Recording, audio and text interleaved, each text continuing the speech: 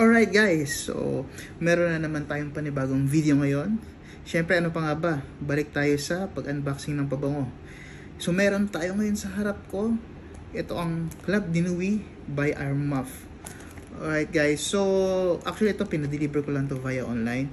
Kasi wala akong makita dito sa mga mall ng sample ito. So hindi ko siya maamoy. Which means to say, blind buy siya guys. Blind buy. Alright, so tara, mag-unbox na tayo guys. Pero bagong lahat, paki-follow, like, and share ang aking video. Thank you. Bago ko i-unbox to, may binigay nga pa silang previous na tester, Chanel. Pero pang babae ito eh. Sa Utendre. Ayan. So, ewan ko kung tama yung pronunciation ko. So, ayan siya. Okay. So, isa lang binigay niya pero okay na rin. Thank you. Thank you. Okay, syempre, proceed na tayo sa mismong unboxing. Okay. Excited na ako guys. Ayan ko, ito atang weakness ko eh. Pag nakakita ko ng pabango, parang, ano yan, yung gusto ko agad bilhin. So, ayan. Okay, so ayan na siya. Okay, buksan na natin. Uy.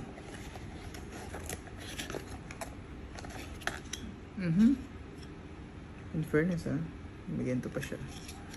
Okay. Whew. Wow. Guys. Ang ganda oh. Kita nyo? Yeah. Ang ganda guys ng design na niya. Ang design niya. Yung mismong bote. Ito nasa loob.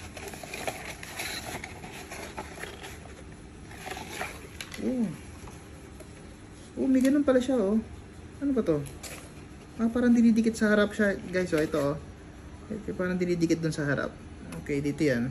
Okay. Pero mamaya na yan. Okay. So, yun na siya. Ang ganda oh. Diba? Tapos buksan na natin. Okay. So yun guys. Try nga natin guys. Okay, spray natin. Okay. So yung amoy niya is parang may pagka, yung scent niya may pagka woody. So may pagka, yung parang fruity na may halong lemon, parang gano'n, may pineapple, medyo citrusy ng konti. Pero slightly sweet siya guys. Actually, okay naman. Pero kung tatanungin mo ko kung sulit ba yung pagka-blind buy ko, so pwede na. Okay, mabango promise guys. Ang sabi nila ang longevity nito is matagal. So, try natin yan. Gagawa pa rin ako ng susunod na vlog ko. I-review natin kung tumatagal ba siya ng gusto. So, yun guys. So, ayan siya. Club de Nuit. Limited edition. Okay. Perfume. So, review natin siya guys if tumatagal siya. So, babalikan ko kayo. Okay. So, thank you. Okay, please follow for more.